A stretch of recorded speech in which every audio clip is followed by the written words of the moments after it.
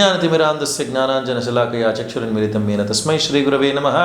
ಗುರು ಶ್ರೀ ಗುರುಭ್ಯೋ ನಮಃ. ಸಮಸ್ತ ಜ್ಯೋತಿಷ್ಯ ಜಾಗೃತಿ ವೀಕ್ಷಕರಿಗೆ ನಿಮ್ಮ ಗುರುದತ್ ಮಾಡುವ ಆತ್ಮೀಯ ಸ್ವಾಗತ. ಟ್ರೆಡಿಷನಲ್ ರೇಕಿ ಪ್ರಾಕ್ಟೀಷನರ್ ಹಾಗೂ ಸರ್ಟಿಫೈಡ್ ವಾಸ್ತು ಹೀಲರ್ ನಿಮ್ಮ ಜೊತೆಗೆ ಇವತ್ತು ಒಂದು ವಿಶೇಷವಾದ ಮುಖ್ಯವಾದ ಮಾಹಿತಿಯನ್ನು ನಿಮ್ಮ ಮುಂದೆ ತರ್ತಾ ಇದ್ದೀನಿ. ಏನಪ್ಪ ಅಂದರೆ, ಎಲ್ಲರ ಮನೆಯಲ್ಲಿ ವಾಸ್ತು ಬಹಳ ಮುಖ್ಯವಾಗುತ್ತೆ. ಯಾರ ಮನೆಯಲ್ಲಿ ವಾಸ್ತು ಇರಲ್ಲ, ವಾಸ್ತು ಸರಿಯಾಗಿರೋದಿಲ್ಲ, ಅವರ ಮನೆಗೆ ಆಗುವಂತಹ ಸಮಸ್ಯೆಗಳು ಸಾಮಾನ್ಯವಾಗಿ ಏನೇನಾಗ್ತಾ ಇರುತ್ತೆ, ಇದನ್ನು ನಾವು ಹೇಗೆ ಸರಿ ಮಾಡ್ಕೊಬೇಕು ಅನ್ನೋದನ್ನು ಈ ವಿಡಿಯೋದಲ್ಲಿ ನಾನು ನಿಮಗೆ ತಿಳಿಸ್ಕೊಡ್ತೀನಿ.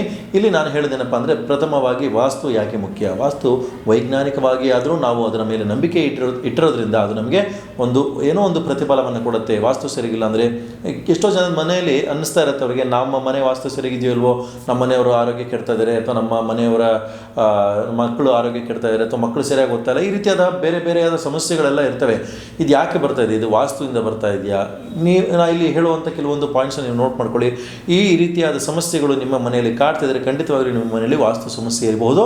ಮತ್ತು ಇದರಲ್ಲಿ ನಾನು ಹೇಗೆ ಸಿಂಪಲ್ ಆಗಿ ಸರಿ ಮಾಡ್ಕೊಬೇಕು, ತುಂಬ ದೊಡ್ಡದಾಗಿ ದೊಡ್ಡ ಮಟ್ಟಕ್ಕೆ ಖರ್ಚು ಮಾಡಿಕೊಂಡು ಸರಿ ಮಾಡ್ಕೊಳ್ಳೋಂಥ ಯಾವುದೇ ಒಂದು ಪರಿಹಾರ ಹೇಳಿದರೆ, ಒಂದು ಸೂಕ್ತವಾಗಿ ಒಂದು ಸಿಂಪಲ್ ಆಗಿ ನಿಮ್ಮ ಕೈಯಲ್ಲಿ ಆಗುವಂತೆ ಮಾಡಿಕೊಳ್ಳುವಂತಹ ಪರಿಹಾರಗಳು ಸಾಧ್ಯವಾದರೆ ನಾನು ನಿಮಗೆ ತಿಳಿಸ್ಕೊಡ್ತೀನಿ. ಸೊ ಹಾಗಾಗಿ ಈ ವಿಡಿಯೋನ ಸಂಪೂರ್ಣವಾಗಿ ಸ್ಕಿಪ್ ಮಾಡಿದರೆ ನೋಡಿ ಅಂತ ಹೇಳ್ತಾ, ನಾನು ಹೇಳೋದಾದರೆ ಪ್ರಥಮವಾಗಿ ಮನೆಯಲ್ಲಿ ವಾಸ್ತು ಸರಿಗಿಲ್ಲ ಅಂದರೆ ಏನಾಗುತ್ತೆ, ಮನೆಯಲ್ಲಿ ಅಶಾಂತಿ ಕಾಡೋಕ್ಕೆ ಶುರು ಆಗುತ್ತೆ. ಮತ್ತು ಈ ಮನೆಯಲ್ಲಿ ವಿನಾಕಾರಣ ಜಗಳಗಳು, ಮನಸ್ತಾಪಗಳು, ಬೇಸರಗಳು ಶುರು ಆಗ್ತವೆ. ಒಬ್ಬರನ್ನ ಒಬ್ಬರು ಅರ್ಥ ಮಾಡ್ಕೊಳ್ಳಿಕ್ಕೆ ಬಹಳ ಕಷ್ಟ ಆಗುವಂಥ ಒಂದು ಸನ್ನಿವೇಶ ಮನೆಯಲ್ಲಿ ಯಾವಾಗಲೂ ಕ್ರಿಯೇಟ್ ಆಗ್ತಾ ಇರುತ್ತೆ. ಸೊ ಇದೊಂದು ರೀತಿಯಾದ ಸಮಸ್ಯೆ. ಆದರೆ ಇನ್ನೊಂದು ಹಣಕಾಸಿನ ರೀತಿಯಲ್ಲಿ ನೋಡೋದಾದರೆ, ಹಣಕಾಸು ನಿಮಗೆ ಬರ್ತಾ ಇರುತ್ತೆ, ಆದರೆ ಯಾವುದೇ ಕಾರಣಕ್ಕೆ ನಿಮ್ಮ ಕೈಯಲ್ಲಿ ದುಡ್ಡು ನಿಲ್ಲೋದಿಲ್ಲ.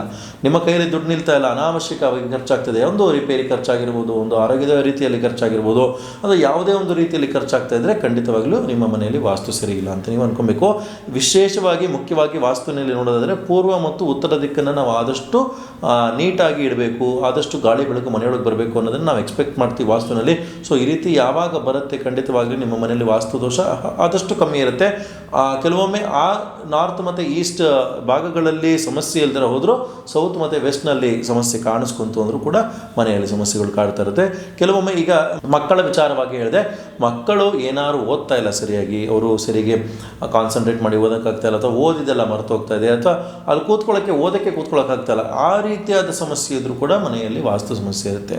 ವಿನಾಕಾರಣವಾದ ರಿಪೇರಿ ಖರ್ಚುಗಳು, ಇವತ್ತೆಲ್ಲ ಚೆನ್ನಾಗೇ ಇರುತ್ತೆ, ನಿಮಗೆ ಫ್ರಿಡ್ಜ್ ಚೆನ್ನಾಗಿದೆ, ವಾಷಿಂಗ್ ಮಿಷಿನ್ ಚೆನ್ನಾಗಿದೆ, ಲೈಟ್ ಚೆನ್ನಾಗಿದೆ, ಫ್ಯಾನ್ ಚೆನ್ನಾಗಿದೆ, AC ಚೆನ್ನಾಗಿದೆ, ಅಥವಾ TV ಚೆನ್ನಾಗಿದೆ, ಎಲ್ಲ ಚೆನ್ನಾಗಿರುತ್ತೆ. ಸಡನ್ನಾಗಿ ಯಾವುದೋ ಒಂದು ಕೆಟ್ಟೋಗುತ್ತೆ.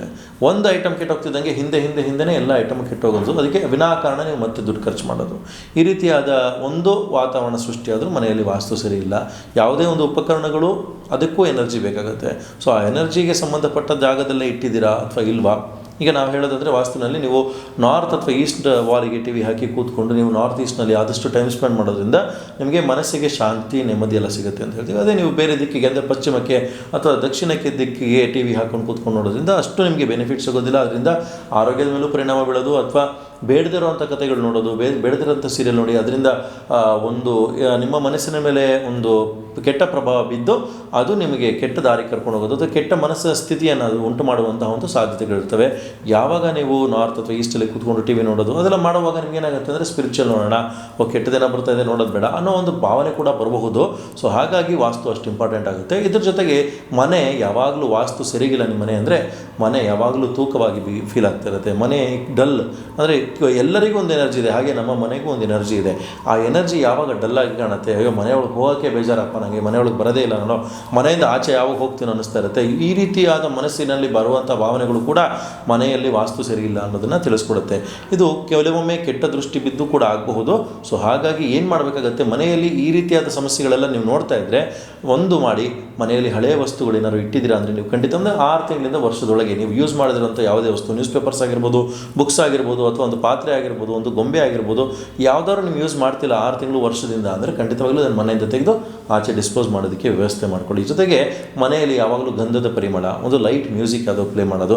ಸೊ ಈ ರೀತಿ ಮಾಡೋದ್ರಿಂದನೇ ಒಂದು ಅರ್ಧ ಗಂಟೆ ಒಂದು ಒಳ್ಳೆ ಕ್ಲಾಸಿಕಲ್ ಮ್ಯೂಸಿಕ್ ಪ್ಲೇ ಮಾಡೋದು, ಒಂದು ಸಿತಾರ್ ಆಗಿರ್ಬೋದು, ಫ್ಲೂಟ್ ಆಗಿರ್ಬೋದು, ಈ ರೀತಿ ಪ್ಲೇ ಮಾಡೋದ್ರಿಂದ ಖಂಡಿತವಾಗಲೂ ನಿಮ್ಮ ಮನೆಯಲ್ಲಿ ವಾತಾವರಣ ಸುಧಾರಣೆ ಆಗುತ್ತೆ, ನಿಮ್ಮ ಮನೆಯಲ್ಲಿರುವಂತಹ ವಾಸ್ತು ದೋಷ ಪರಿಹಾರ ಆಗುತ್ತೆ ಅಂತ ಹೇಳ್ತಾ, ಇದೇ ರೀತಿಯಾದ ಮತ್ತಷ್ಟು ವಾಸ್ತು ವಿಡಿಯೋ ಆಗಿರಬಹುದು, ರೇಖಿ ಟಿಪ್ಸ್ ಆಗಿರ್ಬೋದು, ಅಥವಾ ಯಂತ್ರತಂತ್ರ ಮಂತ್ರಗಳ ಕುರಿತಾಗಿ ನಿಮಗೆ ವಿಡಿಯೋಗಳು ಬೇಕಿದ್ದರೆ ನಮ್ಮ ಚಾನಲ್ನ ನೀವು ಸಬ್ಸ್ಕ್ರೈಬ್ ಮಾಡ್ಕೊಳ್ಳಿ. ಈ ವಿಡಿಯೋ ನಿಮಗೆ ಇಷ್ಟ ಆಗಿದ್ರೆ ಈ ವಿಡಿಯೋಗೊಂದು ಲೈಕ್ ಕೊಡಿ ಅಂತ ಹೇಳ್ತಾ, ಈ ವಿಡಿಯೋನ ಹಾಗೆ ನಿಮ್ಮ ಫ್ರೆಂಡ್ಸ್ ಮತ್ತು ರಿಲೇಟಿವ್ಸ್ಗೆ ಶೇರ್ ಮಾಡಿ, ಯಾರಿಗಾರು ಹೆಲ್ಪ್ ಆಗಲಿ ಅಂತ ಹೇಳ್ತಾ, ಸರ್ವೇ ಜನ ಸುಖಿನೋ ಭವಂತು. ಹರೇ ರಾಮ.